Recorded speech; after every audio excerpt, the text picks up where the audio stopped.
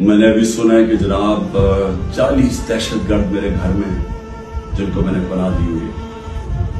और कहा जी कि हम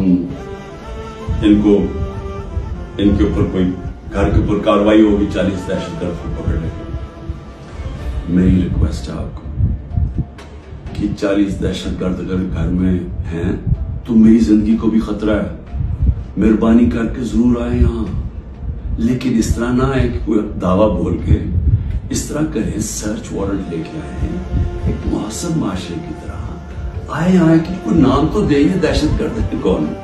और आए हम आपको सारी दिखा देते हैं घर में किधर है, कितने दहशतगर्द है, शायद मेरा ही फायदा करवा देंगे कि अगर कोई छुपा हुआ वो दहशतगर्द है,